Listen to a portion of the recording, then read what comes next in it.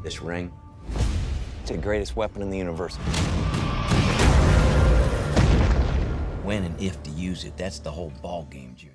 Welcome back, everyone. It's Charlie. I had a chance to see the Lanterns episodes recently. This will be my non-spoilery review. There's been a lot of talk about it because this is the first big Green Lantern solo project since Ryan Reynolds' Green Lantern movie in 2011. DC and Warner Brothers had been too terrified to try and make another Green Lantern since then, and that was almost 15 years ago. That's how long it's been since they've done big-budget Green Lantern. So we will discuss whether or not they were able to redeem themselves and whether or not this series was successful. James Gunn even joked that when he first got hired by DC to become their new Kevin Feige, that he called Ryan Reynolds to ask him if he was coming back as his Hal Jordan, but that was just a joke. He wasn't planning on trying to bring him back. They were always planning on doing this version of Lanterns. If you did not see the thousands of trailer videos that I did for this in the last year, Lanterns is an HBO TV series, not a movie, designed to be a true detective, mystery detective type show, meets Green Lantern lore with big cosmic implications and details. It is canon and connected to the DCU movies, James Gunn's DCU. It will eventually lead up to the Man of Tomorrow movie, the second Superman movie.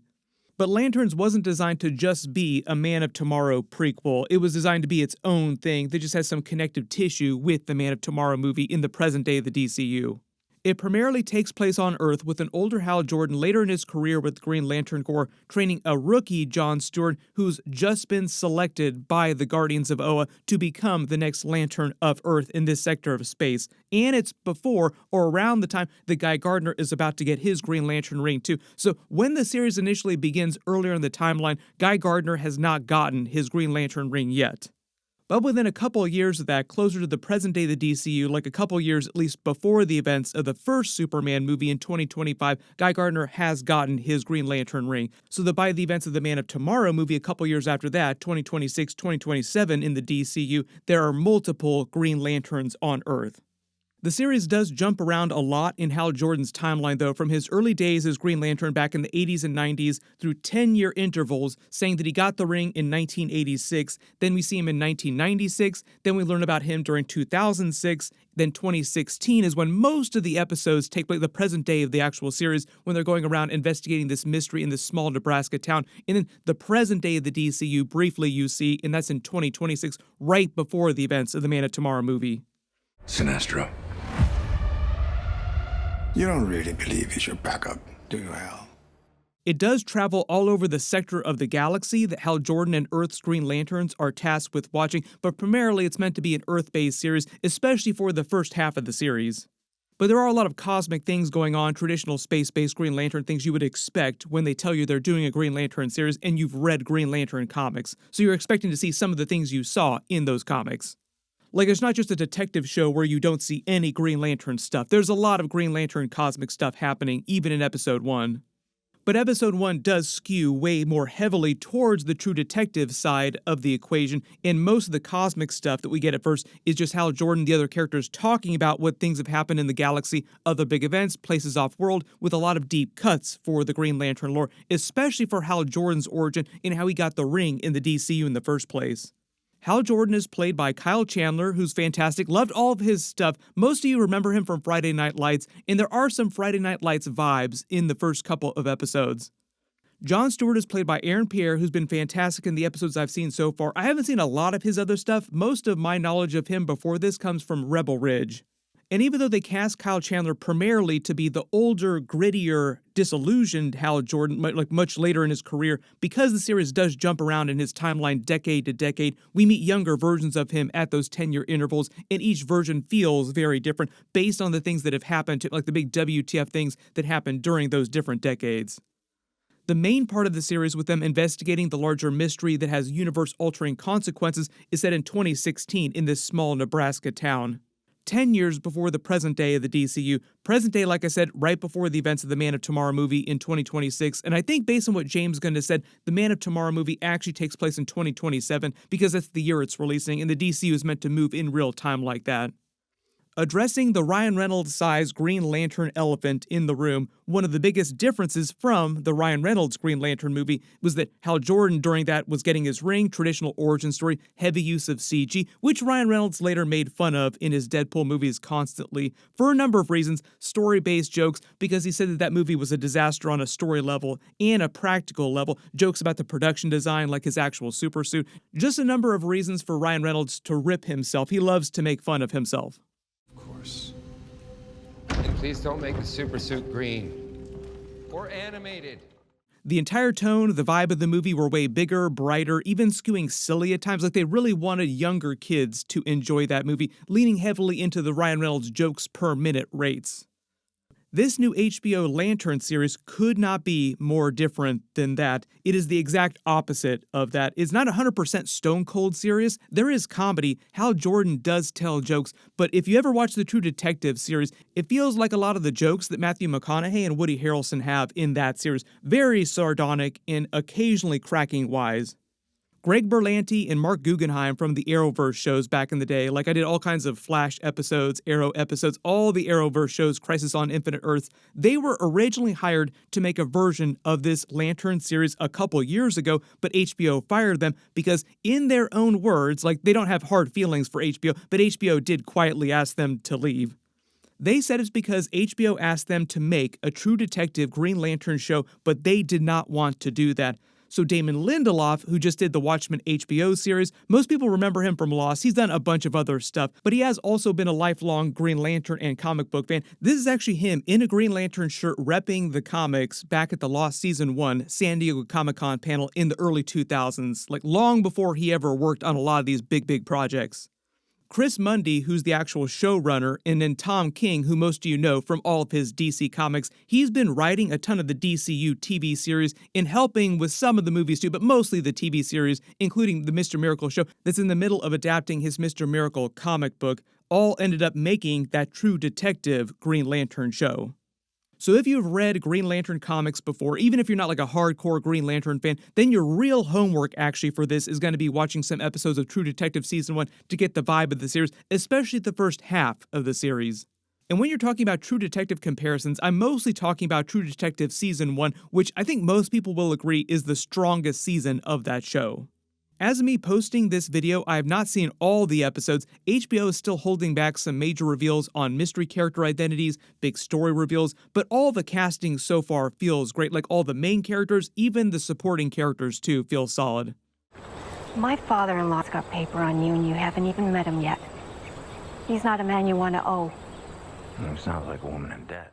The biggest controversies for the series probably are going to be over the mystery box elements of the series. It does ask a lot of you, especially in episode 1. In traditional HBO fashion, it takes a very big swing in episode 1 and asks a lot of fans of Green Lantern to stick around to see how the biggest twist is going to pay off by the end of the series. But a lot of the really big questions that it does raise in episode 1 do get answered around episode 5, which is why I say there's a big shift halfway through the series, and it feels like the second half of the series is different from the first half of the series. Mostly that I think the second half of the series skews a little bit more comic booky than the first half of the series.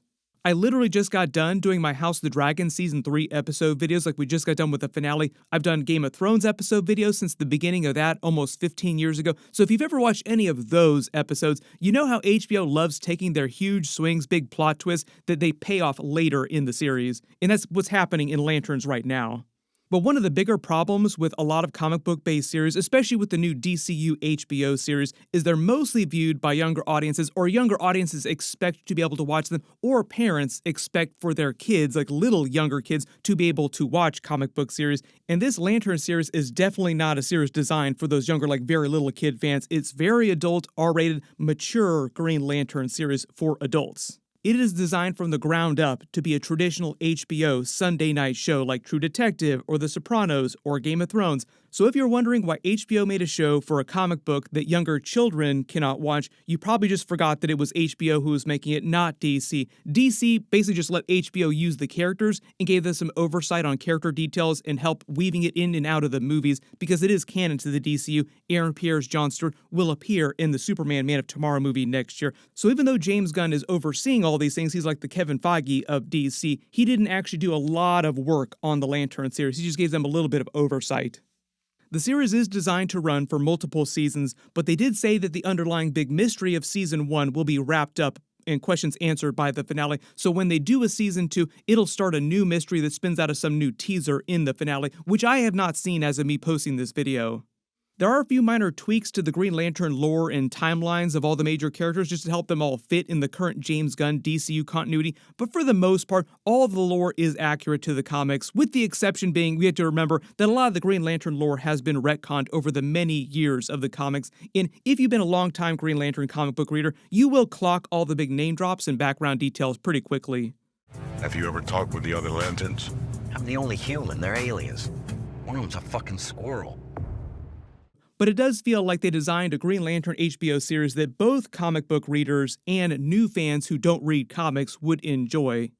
There are a lot of familiar things from other previous DC stuff going on in the background. Nathan Fillion's Guy Gardner is also part of the series. Sinestro, the Guardians of Oa, the Manhunters. The series also does a good job of explaining how Hal Jordan specifically fits into the DCU world before Superman shows up on the scene and dons the cape and cowl, because the DCU metahumans have been known to the public on Earth, or at least this Earth, for the last 300 years. And Vandal Savage, who does exist in the DCU, goes back hundreds of thousands of years before that too. So there are many superheroes and supervillains back in the 80s and 90s when Hal Jordan first got his ring. Like the banner in the Hall of Justice for the Justice Gang is all canon stuff from the DCU history. So the series does a little bit more world building when it comes to stuff like that, like the history of the DCU before Superman shows up.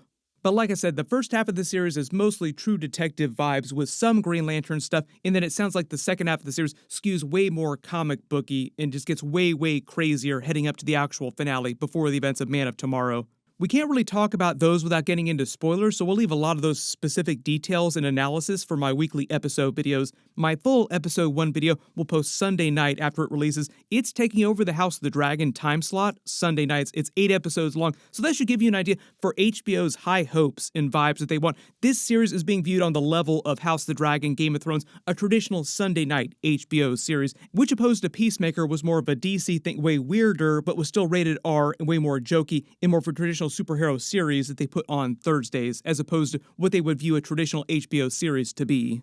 So HBO, DC, and Warner Brothers are taking Lanterns way more seriously than they do a lot of the other big live-action DCU series.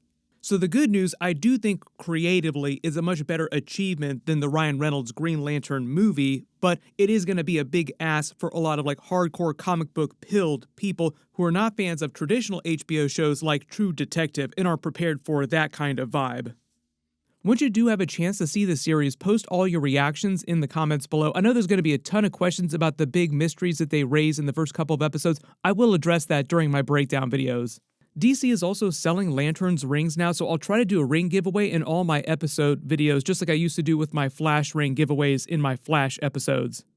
James Gunn is still in the middle of shooting the Man of Tomorrow movie. We'll see if there's any other footage that we get for that while Lanterns is going on week to week. I'm sure there'll be some footage that will leak out, but we're also in the middle of D23 right now as of me posting this video. We're supposed to get a bunch of trailers this weekend, so I'll try to do videos for everything that does get released. Be sure to enable alerts for my channel so you don't miss that. Everybody click here for my full Lanterns Episode 1 video. I'll update the link as soon as I post that, and click here for all my other big trailer videos from this weekend. Thank you so much for watching, and I'll see you guys in the next one.